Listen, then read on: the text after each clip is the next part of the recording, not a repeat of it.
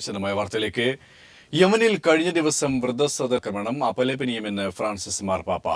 തീവ്രവാദത്തെ ഒരു തരത്തിലും പ്രോത്സാഹിപ്പിക്കാനാകില്ലെന്ന് ലോകരാഷ്ട്രങ്ങൾ. വിവരങ്ങളുമായി ഞങ്ങളുടെ middle east director M Ashraf ചേരുകയാണ്. അഷഫ്, എന്തൊക്കെയാണ് വിവരങ്ങൾ?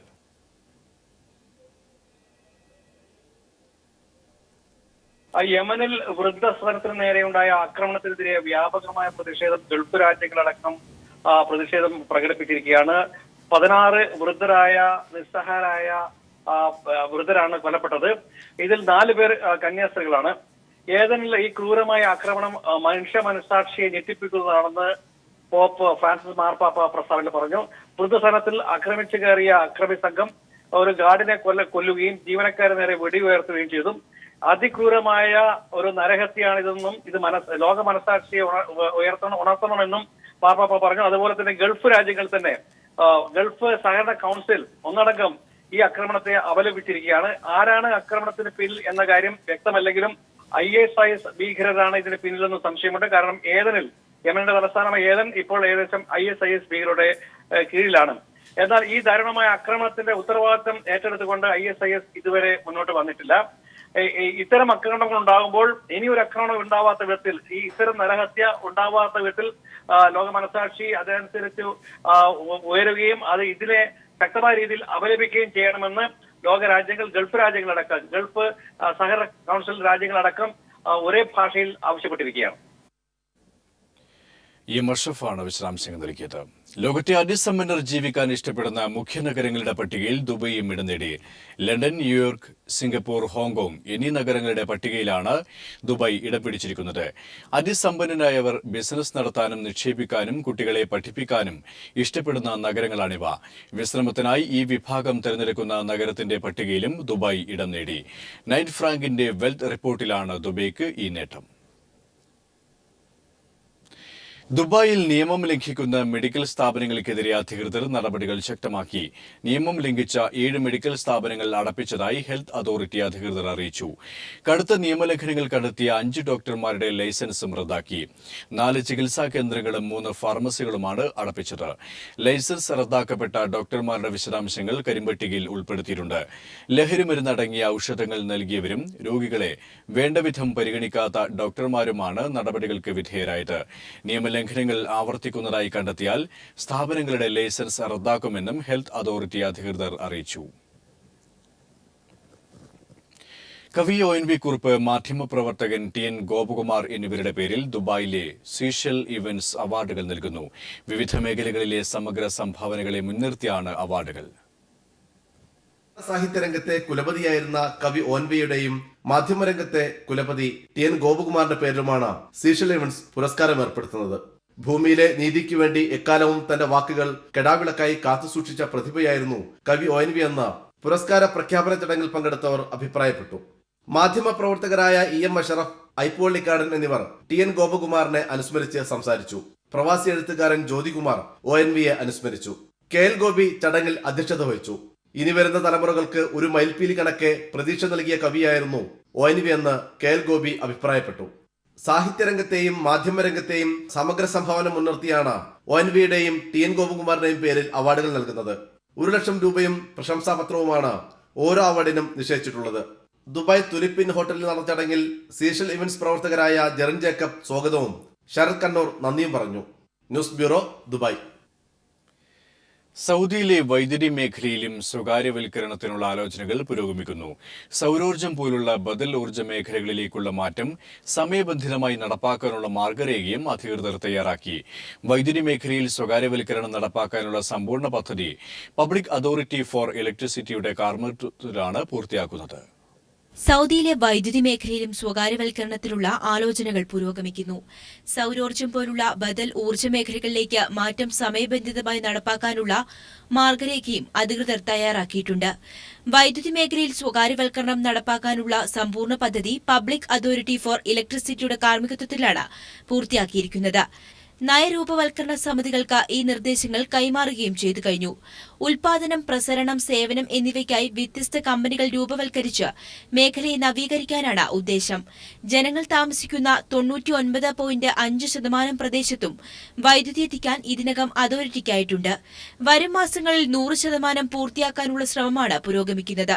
സൗദിയുടെ കുതിച്ചുയരുന്ന വ്യാവസായിക വളർച്ചയുടെ ഫലമായി വൈദ്യുതോർജ്ജ ഉപഭോഗം കഴിഞ്ഞ 2 പതിറ്റാണ്ടിൽ ഏറെ വർദ്ധിച്ചിട്ടുണ്ട്. രാജ്യത്ത് ഉൽപ്പാദിപ്പിക്കുന്ന വൈദ്യുതിയുടെ 73% കെട്ടിടങ്ങളിലേക്കാണ് പോകുന്നത്. അതിൽ തന്നെ 65% ശീതീകരണ സംവിധാനങ്ങൾക്കാണ്. 2023ഓടെ രാജ്യത്തെ കൂടിയ വൈദ്യുത ഉപഭോഗം 60 ജിഗാവാട്ട്സ് ആകുമെന്നാണ് പ്രതീക്ഷിക്കുന്നത്.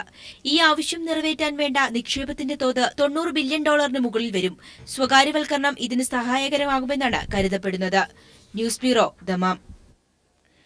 ദമാം ഇന്റർനാഷണൽ ഇന്ത്യൻ സ്കൂൾ അടുത്ത അധ്യയന വർഷം മുതൽ നടപ്പിലാക്കുന്ന പരിഷ്കാരങ്ങൾക്കെതിരെ പ്രതിഷേധം തുടരുന്നു. രക്ഷിതാക്കളുടെ പ്രതിഷേധം മാനിച്ച് സ്കൂൾ മാനേജ്മെന്റ് കമ്മിറ്റി ഇരട്ട സമയവും ഫീസ് വർധനവും ഒഴിവാക്കി പ്രശ്നം പരിഹരിക്കാൻ ശ്രമിക്കുകയാണ്. രക്ഷിതാക്കളിൽ നിന്നുണ്ടാകുന്ന രൂക്ഷമായ പ്രതിഷേധം പരിഗണിച്ച് ഇരട്ട സമയവും ഫീസ് വർധനവും ഒഴിവാക്കി പ്രശ്നം പരിഹരിക്കാൻ സ്കൂൾ മാനേജ്മെന്റ് ശ്രമം ആരംഭിച്ചു. സ്കൂൾ ട്രാൻസ്പോർട്ടേഷൻ അധിക സർവീസായി കണക്കാക്കണമെന്ന വിവിധ സംഘടനകളുടെ നിർദ്ദേശം സ്കൂൾ മാനേജ്മെന്റ് പരിഗണിച്ച് പ്രശ്നം പരിഹരിക്കാനാണ് ശ്രമിക്കുന്നത്. സ്കൂളിന്റെ ഭാഗത്തുനിന്ന് രക്ഷിതാക്കളെ ബാധിക്കാതെ അധിക വരുമാനം കണ്ടെത്തിയോ അല്ലെങ്കിൽ ട്രാൻസ്പോർട്ടേഷൻ കമ്പനിയുമായി പുതിയ ധാരണയിലെത്തിയോ പ്രശ്നം പരിഹരിക്കാനാണ് സ്കൂൾ മാനേജ്മെന്റിന്റെ ശ്രമം. ഫലം കണ്ടാൽ കഴിഞ്ഞ ഒരു മാസമായി സൗദി കിഴക്കൻ പ്രവിശ്യയിലെ രക്ഷിതാക്കളെ മുൾമുനയിൽ നിർത്തിയ പ്രശ്നത്തിനാണ് മഞ്ഞുരുകുക. നഈം, ന്യൂസ് ബ്യൂറോ, ദമാം. അയൽവക്കത്തെ അടുക്കളയിൽ പാകം ചെയ്യുന്ന ഭക്ഷണത്തിൽ നിന്നും നമുക്കുകൂടി കഴിക്കാമെന്ന് സ്വപ്നം കാണുന്ന തരത്തിലാണ് ഓരോ കേന്ദ്ര ബഡ്ജറ്റുമെന്ന് doctor A Sampath MP. Bahrain കേരളീയ സമാജം സാഹിത്യവേദിയുടെ ഫിനാലെയിൽ അതിഥിയായെത്തിയ അദ്ദേഹം വാർത്താലേഖകരോട് സംസാരിക്കുകയായിരുന്നു. റിപ്പോർട്ടിലേക്ക്.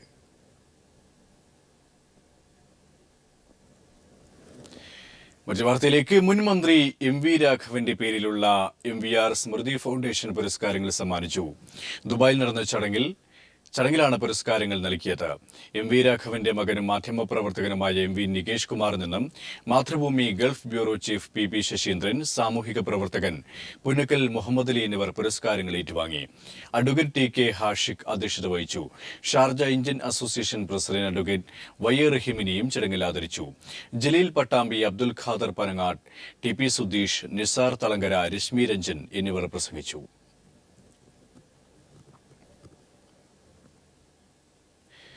UAE ഭക്ഷ്യോൽപ്പന്ന വിപണന രംഗത്തെ പ്രമുഖരായ CV ഇൻവെസ്റ്റ്മെന്റിന്റെ റീറ്റെയിൽ ശൃംഖലയായ ഫോർ എവർ ഹൈപ്പർ മാർക്കറ്റിന്റെ ആദ്യ ശാഖ അബുദാബി മുസഫയിൽ ആരംഭിച്ചു. CV investment managing director CV Mujeeb Rahman, director Asif Ali, operation manager Reji Philip തുടങ്ങിയവർ ഉദ്ഘാടന ചടങ്ങിൽ സംബന്ധിച്ചു. ഐക്കാർഡ് റെസിഡൻഷ്യൽ സിറ്റിക്ക് മുന്നിൽ ആരംഭിച്ച ഹൈപ്പർ മാർക്കറ്റിൽ എല്ലാവിധ ഭക്ഷ്യോൽപ്പന്നങ്ങൾക്കുമായി പ്രത്യേക സൗകര്യങ്ങളാണ് ഒരുക്കിയിട്ടുള്ളതെന്ന് CV മുജീബ് റഹ്മാൻ അറിയിച്ചു. CV ഇൻവെസ്റ്റ്മെന്റിന് കീഴിൽ ദുബായിലും ഷാർജയിലും കൂടുതൽ ഹൈപ്പർ മാർക്കറ്റുകൾ ആരംഭിക്കുമെന്നും മുജീബ് റഹ്മാൻ അറിയിച്ചു.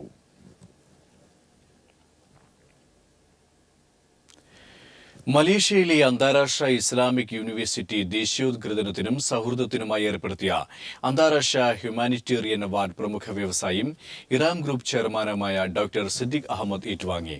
മലേഷ്യൻ പ്രധാനമന്ത്രിയുടെ കാര്യാലയം, മദിൻ അക്കാദമി എന്നിവയുടെ കൂടി സഹകരണത്തോടെയാണ് അവാർഡ് ഏർപ്പെടുത്തിയത്. കൊലാലംപൂർ ഇന്റർനാഷണൽ ഇസ്ലാമിക് യൂണിവേഴ്സിറ്റിയിൽ നടന്ന ചടങ്ങിൽ university ചാൻസലറും harmony conference രക്ഷാധികാരിയുമായ doctor Saleeha ഖമറുദ്ദീനാണ് പുരസ്കാരം സമ്മാനിച്ചത്. കേരള ആർട്ട് ലവേഴ്സ് അസോസിയേഷൻ, കലാ കുവൈറ്റ്, സഭ പോളിക്ലിനിക്കിന്റെയും ഫാക്കിൽ ക്ലിനിക്കിന്റെയും സഹകരണത്തോടെ ഈ മാസം 11-ന് ഫാക്കിൽ മേഖലയിൽ മെഡിക്കൽ ക്യാമ്പ് സംഘടിപ്പിക്കുന്നു. രാവിലെ 8 മുതൽ മഗഫ് കലാ ഓഡിറ്റോറിയത്തിൽ നടക്കുന്ന മെഡിക്കൽ ക്യാമ്പിൽ പങ്കെടുക്കുവാൻ താൽപര്യമുള്ളവർ 9726464683 എന്ന നമ്പറിൽ ബന്ധപ്പെടണമെന്ന് ഭാരവാഹികൾ അറിയിച്ചു. തിരികെ വാർത്തയിലേക്ക്. കുമരകത്തെ മെത്രാൻ കായൽ നികത്താൻ സർക്കാരിന്റെ അനുമതി 425 ഏക്കർ നിലം നികത്താനാണ് അനുമതി നൽകിയത്. കൊച്ചി കടമക്കുടിയിൽ ആശുപത്രിക്കായി നിലം നികത്താനും തെരഞ്ഞെടുപ്പ് പ്രഖ്യാപനത്തിന് തൊട്ടുമുമ്പിറക്കിയ ഉത്തരവിലൂടെ റവന്യൂ വകുപ്പ് അനുമതി നൽകി. അതേസമയം റവന്യൂ വകുപ്പിന്റെ നടപടിയിൽ KPCC പ്രസിഡന്റ് VM സുധീരൻ അതൃപ്തി അറിയിച്ചു. ഉത്തരവ് റദ്ദാക്കണമെന്ന് VSM പ്രതികരിച്ചു. എന്നാൽ തെരഞ്ഞെടുപ്പിന് മുമ്പ് ഏതൊക്കെ ഫയലുകളിൽ ഒപ്പുവെച്ചിട്ടുണ്ടെന്ന് ഓർത്തെടുക്കാൻ സാധിക്കുന്നില്ലെന്നായിരുന്നു അടൂർ പ്രകാശിന്റെ പ്രതികരണം. 2008 നെൽവയൽ തണ്ണീർത്തട സംരക്ഷണ നിയമം അട്ടിമറിച്ചാണ് കുട്ടനാട്ടിൽ കുമരകം മെത്രാൻ കായലിൽ 378 ഏക്കർ നെൽവയൽ നികത്താൻ റവന്യൂ വകുപ്പ് ഉത്തരവിറക്കിയിരിക്കുന്നത്. റക്കിൻഡോ ഡെവലപ്പേഴ്സ് പ്രൈവറ്റ് ലിമിറ്റഡിന് കീഴിലുള്ള 34 സബ്സിഡിയറി കമ്പനികളുടെ പേരിൽ 420 ഏക്കറോളം നെൽവയൽ മെത്രാൻ കായലിൽ 2008 വാങ്ങിയിരുന്നു. 2008 മുതൽ ഇവിടെ കൃഷി ചെയ്തിരുന്നുമില്ല. 2009 കുമരകം ടൂറിസ്റ്റ് വില്ലേജ് എന്ന പദ്ധതി നടപ്പാക്കാൻ LDF സർക്കാരിൽ 5 തവണ അപേക്ഷ നൽകിയെങ്കിലും അനുമതി നൽകിയില്ല. പാരിസ്ഥിതികാഘാതം സൃഷ്ടിക്കുന്ന പദ്ധതിക്ക് അനുമതി നൽകാനാവില്ലെന്ന് ചൂണ്ടിക്കാട്ടി അന്ന് സർക്കാർ അനുമതി നിഷേധിക്കുകയായിരുന്നു. കുമരകം ഇക്കോ ടൂറിസം വില്ലേജ് എന്ന പേരിൽ പുതിയ പദ്ധതി നടപ്പാക്കാനാണ് റവന്യൂ വകുപ്പ് ഇപ്പോൾ അനുമതി നൽകിയിരിക്കുന്നത്. മെത്രാൻ കായൽ, പൊന്നാടൻ കായൽ തുടങ്ങിയ തരിശുപാട ശേഖരങ്ങൾ കൃഷി ചെയ്യാൻ നടപടി വേണമെന്ന ആവശ്യം ഉയരുമ്പോഴാണ് ടൂറിസം പദ്ധതിക്ക് കൈമാറിയിരിക്കുന്നത്. മെഡിക്കൽ ടൂറിസത്തിന്റെ ഭാഗമായി എറണാകുളം കടമക്കുടി പഞ്ചായത്തിൽ 47 ഏക്കർ നിലം നികത്താനും റവന്യൂ വകുപ്പ് മാർച്ച് 1 ഇറക്കിയ ഉത്തരവിൽ അനുമതി നൽകിയിട്ടുണ്ട്.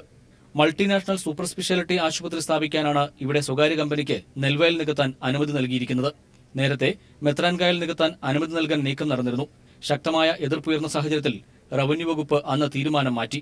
നെൽവയൽ നികത്താനുള്ള നീക്കത്തിന് പിന്നിൽ കോടികളുടെ അഴിമതി നടന്നതായും ആക്ഷേപമുയർന്നിട്ടുണ്ട്. നെൽവയൽ നികത്താൻ ഉത്തരവിറക്കിയ സംഭവത്തിൽ പഠിച്ച ശേഷം പ്രതികരിക്കാമെന്ന് റവന്യൂ മന്ത്രി അടൂർ പ്രകാശ് പറഞ്ഞു. ഞാൻ അതിന്റെ വിശദാംശങ്ങൾ നോക്കുന്നതിന് വേണ്ടി എന്റെ ഓഫീസിൽ ഞാൻ അതിനെ ചുമതലപ്പെടുത്തിയിട്ടുണ്ട്. അവരെന്നെ വിളിച്ചു പറയുന്നതനുസരിച്ച് ഞാൻ നിങ്ങളോടും പ്രതികരിക്കുന്നതാണ്. News bureau, Thiruvananthapuram. മെത്രാൻ കായൽ നികത്താൻ ജനങ്ങൾ അനുവദിക്കില്ലെന്ന് സുരേഷ് കുറുപ്പ് MLA. നടപടി UDF സർക്കാരിന്റെ ഏറ്റവും ഒടുവിലത്തെ അഴിമതിയെന്നും സുരേഷ് കുറുപ്പ് പറഞ്ഞു. തെരഞ്ഞെടുപ്പ് പ്രഖ്യാപിക്കാൻ ഏതാനും മണിക്കൂറുകൾ മാത്രമുള്ളപ്പോഴാണ് റവന്യൂ മന്ത്രി ശ്രീ അടൂർ പ്രകാശ് മെത്രാൻ കായൽ നികത്താൻ വേണ്ടിയുള്ള ഉത്തരവ് ഒപ്പിട്ടത്. ഇത് UDF ഗവൺമെന്റ് നടത്തിയ ഏറ്റവും ഒടുവിലത്തെ ഏറ്റവും വലിയ അഴിമതികളിലൊന്നാണ്. ജനാധിപത്യത്തോടും ജനങ്ങളോടും കേരള സമൂഹത്തോടും കാണിച്ച ഏറ്റവും വലിയ ധിക്കാരമാണ്. ഈ മെത്രാൻ കായൽ നികത്തൽ ഈ നാട്ടിൽ നടപ്പാകാൻ യാതൊരു തരത്തിലും സാധ്യതയില്ലാത്ത ഒന്നാണ്. എന്ന് വെച്ചാൽ ജനങ്ങൾ അത് അനുവദിക്കില്ല, നിയമം അത് അനുവദിക്കില്ല, ഒരു തരത്തിലും അത് മുമ്പോട്ട് കൊണ്ടുപോകാൻ പാടില്ല. അപ്പോൾ ഇത്രയും ധിക്കാരപരമായി മന്ത്രിസഭ ഉത്തരവിടാനുള്ള അധികാരം മണിക്കൂറുകൾ മാത്രമുള്ളപ്പോൾ ഇത് കാണിച്ചത് പൊതുസമൂഹത്തോടുള്ള വെല്ലുവിളിയാണ്. ഇത് എന്ത് വില കൊടുത്തും ചെറുത്തു തോൽപ്പിക്കും. പീപ്പിൾ എക്സ്ക്ലൂസീവ് പിൻവാതിൽ വഴി നിയമനം നൽകിയ താൽക്കാലിക ജീവനക്കാരെ സ്ഥിരപ്പെടുത്താൻ സർക്കാരിന് നീക്കം. ഭരണഘടനാ വ്യവസ്ഥയും സുപ്രീംകോടതി ഉത്തരവും മറികടന്നാണ് 30,000-ഓളം പേരെ സ്ഥിരപ്പെടുത്തുന്നത്. നിയമനം റദ്ദാക്കണമെന്ന ശുപാർശ അവഗണിച്ച സർക്കാർ തെരഞ്ഞെടുപ്പ് മുന്നിൽ കണ്ടുള്ള നീക്കമാണ് നടത്തുന്നത്. തെരഞ്ഞെടുപ്പ് ചട്ടങ്ങൾ കാറ്റിൽ പറത്തിയാണ് ടൂറിസം വകുപ്പിൽ സ്ഥാനക്കയറ്റവും സ്ഥലമാറ്റവും നടത്തിയിരിക്കുന്നത്. ഇന്നലെ 3 മണിയോടെ തെരഞ്ഞെടുപ്പ് തീയതി പ്രഖ്യാപിച്ചിരുന്നു.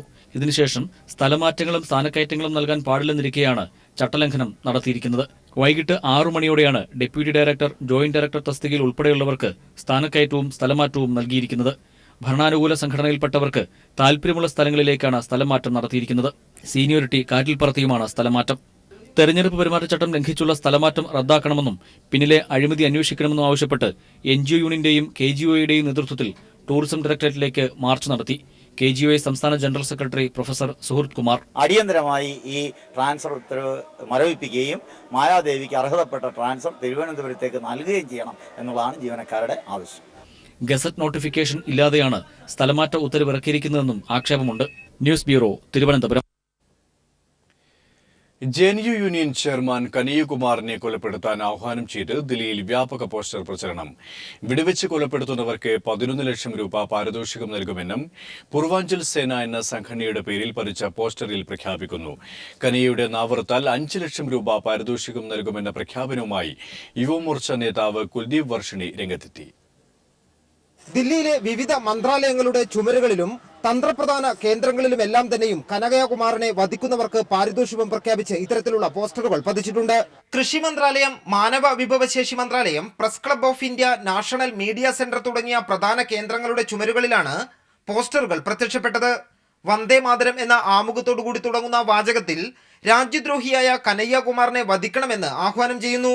കനയ്യകുമാറിനെ വെടിവെച്ച് കൊലപ്പെടുത്തുന്നവർക്ക് 11 ലക്ഷം രൂപ പാരിതോഷികം നൽകുമെന്നാണ് പോസ്റ്ററിലെ പ്രഖ്യാപനം. പൂർവാഞ്ചൽ സേന എന്ന സംഘടനയുടെ പേരിലാണ് പോസ്റ്ററുകൾ. പോസ്റ്ററിനു താഴെ പൂർവാഞ്ചൽ സേന പ്രസിഡന്റ് ആദർശ് ശർമ്മ എന്ന പേരും ഫോൺ നമ്പറും നൽകിയിട്ടുണ്ട്.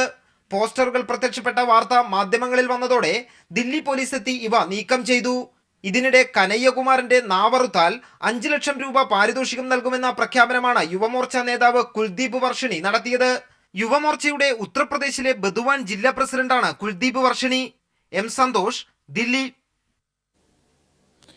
കോഴിക്കോട് ഫാറൂഖ് കോളേജിലെ ലിംഗവിവേചനത്തിനെതിരെ സംസ്ഥാന യൂത്ത് കമ്മീഷൻ കോളേജിൽ ലിംഗനീതി പാലിക്കണമെന്ന് കമ്മീഷൻ സർക്കാരിന് സമർപ്പിച്ച റിപ്പോർട്ടിൽ നിർദ്ദേശിച്ചു. ആൺകുട്ടികൾക്ക് മാത്രമായി കോളേജിൽ റെസ്റ്റ് സോൺ പാടില്ലെന്നും സംസ്ഥാന യൂത്ത് കമ്മീഷൻ വ്യക്തമാക്കി. ആൺപെൺ വ്യത്യാസമില്ലാതെ കോളേജിൽ ലിംഗനീതി പാലിക്കണമെന്നാണ് സംസ്ഥാന യൂത്ത് കമ്മീഷൻ സർക്കാരിന് സമർപ്പിച്ച റിപ്പോർട്ടിൽ പറയുന്നത്. കോളേജിന്റെ അച്ചടക്കത്തിനാവശ്യമായ നടപടികൾ സ്വീകരിക്കാമെങ്കിലും വിദ്യാർത്ഥികൾക്ക് ഭരണഘടന അനുശാസിക്കുന്ന മൗലികാവകാശങ്ങൾ പ്രിൻസിപ്പൽ അനുവദിച്ചു നൽകണമെന്നും റിപ്പോർട്ടിൽ പറയുന്നു. ജനാധിപത്യ പ്രക്രിയയെ മാനേജ്മെന്റ് തടസ്സപ്പെടുത്തരുതെന്നും റിപ്പോർട്ടിലുണ്ട്. കോളേജ് ക്യാന്റീനിൽ സ്റ്റാഫിനും വിദ്യാർത്ഥികൾക്കും മാത്രമേ വേർതിരിവ് ഉണ്ടാകാവൂ എന്നും ആൺകുട്ടികൾക്ക് മാത്രമായി ഉപയോഗിക്കാവുന്ന റെസ്റ്റ് സോൺ ബോർഡ് ഇല്ലാതാക്കണമെന്നും റിപ്പോർട്ടിൽ പറയുന്നു. കലാകായിക മത്സരങ്ങൾക്ക് ആൺപെൺ വ്യത്യാസമില്ലാതെ വിദ്യാർത്ഥികൾക്ക് പങ്കെടുക്കാൻ കഴിയുന്നുണ്ടെന്ന് ഉറപ്പുവരുത്തണമെന്നും സംസ്ഥാന youth commission chairman advocate RV Rajesh സർക്കാരിന് സമർപ്പിച്ച റിപ്പോർട്ടിൽ പറയുന്നു. News bureau, Kozhikode. തിരികെ വാർത്തയിലേക്ക്. കോൺഗ്രസ് കേരള കോൺഗ്രസ് സീറ്റ് വിഭജന ചർച്ച തർക്കത്തെ തുടർന്ന് തീരുമാനമാകാതെ പിരിഞ്ഞു. ചർച്ചയിൽ തൃപ്തിയില്ലെന്നും കേരള കോൺഗ്രസിന്റെ ഒരു സീറ്റ് പോലും വിട്ടുനൽകില്ലെന്നും KM മാണി വ്യക്തമാക്കി. കേരള കോൺഗ്രസുമായുള്ള ചർച്ചയിൽ തൃപ്തനെന്ന് മുഖ്യമന്ത്രി പറഞ്ഞു. UDF-ൽ 15 സീറ്റുകൾ മാത്രമുള്ള കേരള കോൺഗ്രസ് എമ്മിന് പാർട്ടിയുടെ വളർച്ചയ്ക്ക് ആവശ്യമായ സീറ്റ് ഇനിയും ലഭിച്ചിട്ടില്ല. അതുകൊണ്ട് കൂടുതൽ സീറ്റുകൾ വേണമെന്ന അഭിപ്രായമാണ് KM മാണി ഉഭയകക്ഷി ചർച്ചയിൽ ഉന്നയിച്ചത്. നിലവിലെ സാഹചര്യത്തിൽ കൂടുതൽ സീറ്റുകൾ നൽകാനാവില്ലെന്നും പൂഞ്ഞാർ, കുട്ടനാട്, ഏറ്റുമാനൂർ സീറ്റുകൾ തിരികെ നൽകണമെന്നും കോൺഗ്രസ് ആവശ്യപ്പെട്ടു. പൂഞ്ഞാർ, കുട്ടനാട് സീറ്റ് ലഭിച്ചാൽ കോട്ടയം DCC പ്രസിഡന്റ് ടോമി കല്ലാനിയെയും കുട്ടനാട്ടിൽ ജോൺസൺ എബ്രഹാമിനെയും മത്സരിപ്പിക്കാനാണ് കോൺഗ്രസ് നീക്കം. പക്ഷേ കേരള കോൺഗ്രസിന്റെ സീറ്റ് ആർക്കും വിട്ടുകൊടുക്കില്ലെന്ന നിലപാടിൽ മാണി ഉറച്ചുനിന്നു. ഇതോടെയാണ് ചർച്ചകൾ വഴിമുട്ടിയത്. ചർച്ചയ്ക്ക് ശേഷം ഒരുമിച്ച് മാധ്യമപ്രവർത്തകരെ കണ്ട മുഖ്യമന്ത്രി ഉമ്മൻചാണ്ടിയും KM മാണിയും തങ്ങളുടെ വിയോജിപ്പ് പരസ്യമായി പ്രകടിപ്പിച്ചു. ചർച്ചയിൽ പൂർണ്ണ സംതൃപ്തിയുണ്ടെന്നായിരുന്നു ഉമ്മൻചാണ്ടിയുടെ പ്രതികരണം. അതേസമയം ഉഭയകക്ഷി ചർച്ചയിൽ തൃപ്തിയില്ലെന്നും എന്നാൽ അസംതൃപ്തനല്ലെന്നും KM മാണിയും വ്യക്തമാക്കി.